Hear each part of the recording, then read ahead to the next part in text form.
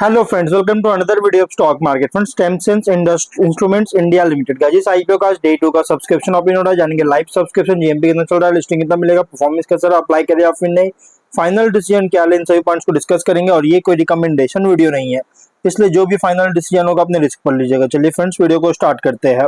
तो guys IPO 20 से को ओपन हुआ था, 24 को मंडे क्लोज किया जा रहा है। 3 डे आईपीओ 28 अगस्त का लिस्टिंग डेट है। 4 रुपीज का फेस वैल्यू, 285 टू 300 रुपीज का प्राइस बैंड, 50 शेयर्स के lot size, fresh capital, OFS का combination, book build IPO, 650 crore का issue size, 2.1 crore shares issue किया गया, जिसमें फ्रेश कैपिटल 95 करोड़ का, ओएफएस 555 करोड़ किया जा रहा है। बीएसई एनएससी दोनों एक्सचेंज में लिस्टिंग होगा। अलॉटमेंट डेट 25 अगस्त का, 27 को रिफंड से लिस्ट किया जाएगा। शेयर्स डिमेट अकाउंट में क्रेडिट होगा। ऑफर जो दिया गया है क्यूआईबी एंकर इंक्लूड नहीं करेंगे।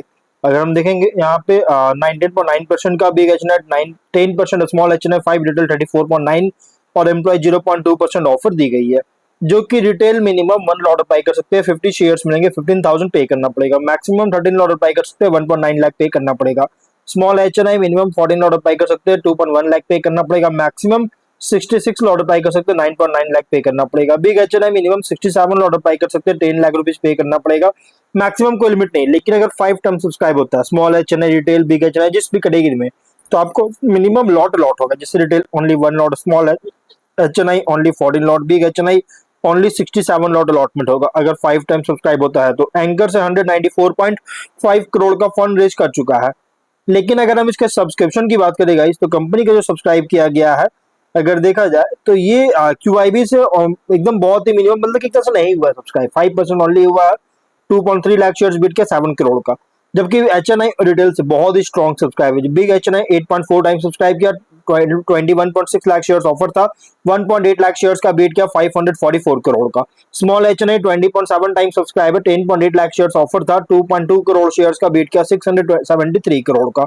रिटेल 6.5 टाइम सब्सक्राइब है, 75.6 लाख शेयर्स ऑफर था, 4.9 करोड़ शेयर्स बीट किया, 1471 करोड़ का। और एम्प्लॉय में 9.4 टाइम सब्सक्राइब है, 50,000 शेयर्स ऑफर था, 4.7 लाख शेयर्स का बीट किया, 14 करोड़ का, जो कि बहुत ही स्ट्रॉन्ग सब्सक्राइब है। टोटल 6 टाइम सब्सक्राइब किया गया, 9 करोड़ शेयर्स बीट किया, 2709 करोड़ का सब्सक्राइब देखने को मिल रही है।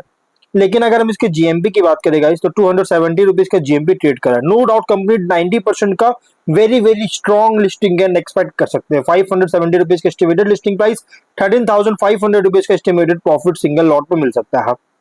बिजनेस क्या है, तो कंपनी देखिए थर्मल इंजीनियरिंग और स्पेशलाइज्ड केबल मैन्युफैक्चरिंग मैन्युफैक्चरर है, जो कि डिजाइन मैन्युफैक्चर करता है customised temperature sensing solutions, electrical heating solutions, specialised cables का।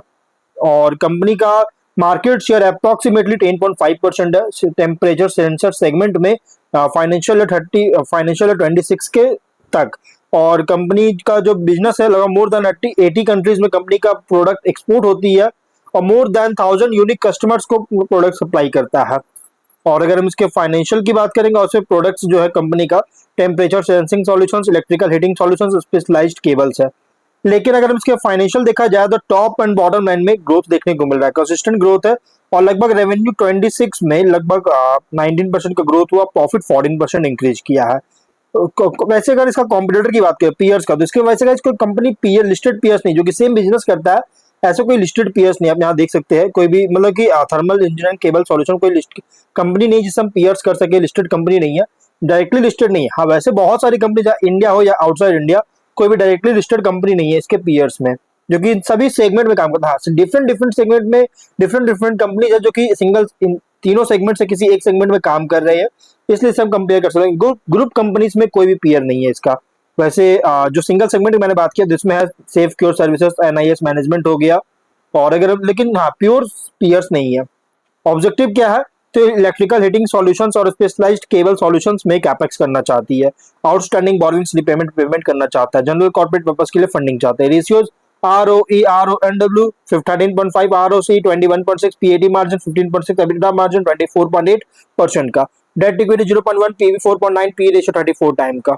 और promoter holding pre IPO 80.5%, post IPO 65.7% का होल्डिंग देखने को मिल जाएगा।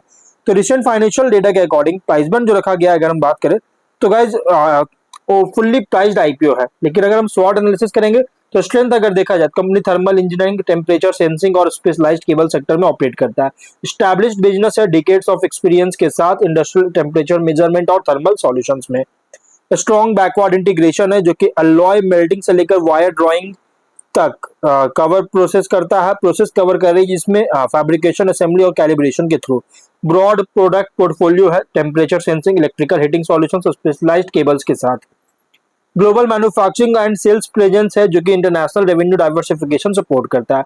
सेवरल इंडस्ट्रियल सेक्टर्स को सर्व करता है, जैसे steel, power, therm, petrochemicals, automotive, defence, aerospace, green energy. Strong financial growth देखने को मिल रही है कंपनी का, लेकिन वीकनेस अगर देखा जाए, बिजनेस एक्सपोज हो सकता है इंडस्ट्रियल कैपेक्स साइकिल्स के ऊपर। लेकिन सिग्निफिकेंट पोर्शन जो है ये डिमांड, इसका डिमांड आता है हेवी इंडस्ट्रीज से, जिससे कंपनी सेंसिटिव टू इंडस्ट्रियल स्लोडाउन्स को बना सकता है। मैन्युफैक्चरिंग ऑपरेशंस में लगातार इन्वेस्टमेंट जरूरत पड़ेगा टेक्नोलॉजी और कैपेसिटी में मैन्युफैक्चरिंग ऑपरेशंस के लिए। और इंटरनेशनल ऑपरेशंस, जो कि currency of regulatory exposure create कर सकता है। स्पेशलाइज्ड प्रोडक्ट्स में टेक्निकली स्किल्ड एम्प्लॉइज और इंजीनियरिंग एक्सपर्टाइज का जरूरत पड़ेगा।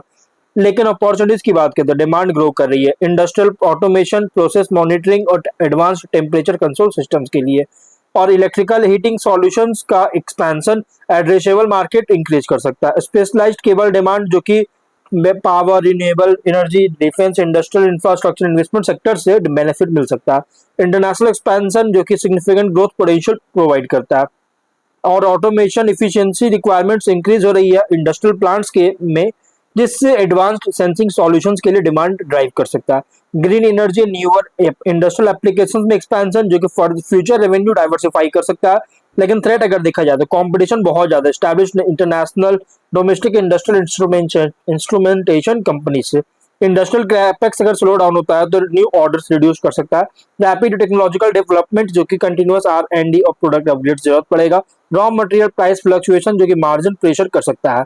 ग्लोबल इकोनॉमिक वीकनेस, जो कि एक्सपोर्ट डिमांड अफेक्ट कर सकता है। कस्टमर कॉन्सेंट्रेशन है कुछ इंडस्ट्रियल सेक्टर्स में, जिससे साइक्लिकल रेवेन्यू रिस्क क्रिएट कर सकता है।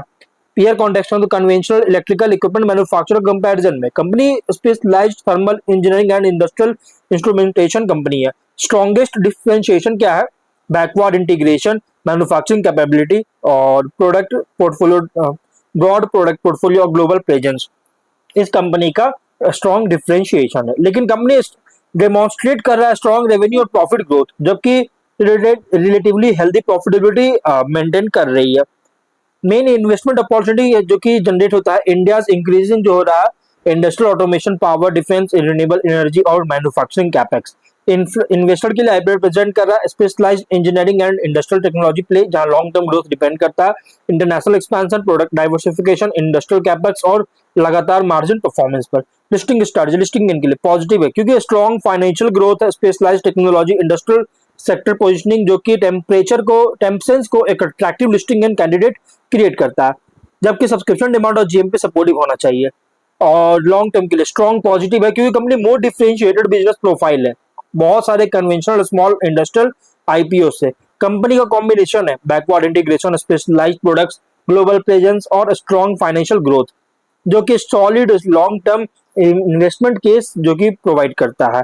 और इन की फैक्टर्स आपको कुछ मॉनिटर करना पड़ेगा, जैसे export growth, order book expansion, margin, working capital और ग्रोथ, इलेक्ट्रिकल हीटिंग और स्पेशलाइज्ड केबल बिजनेस का में। और स्ट्रैटेजी लिस्टिंग इनके लिए स्ट्रॉन्ग है, लेकिन सब्सक्रिप्शन डिमांड जीएमपी सपोर्टिव होना चाहिए। लॉन्ग टर्म के लिए स्ट्रॉन्ग है क्योंकि कंपनी डिफरेंशिएटेड इंजीनियरिंग बिजनेस है, strong financial growth, global exposure और अट्रैक्टिव लॉन्ग टर्म एक्सपोजर है इंडस्ट्रियल ऑटोमेशन और थर्मल मैनेजमेंट सॉल्यूशंस में। इसलिए गाइस जो भी फाइनल डिसीजन लीजिएगा अपनी रिस्क पर लीजिएगा, ये कोई रिकमेंडेशन वीडियो नहीं है। तो गाइस वीडियो कहीं पर एंड करते, कोई डाउट है कमेंट बॉक्स में पूछे। मिलते हैं नेक्स्ट वीडियो में, बाय।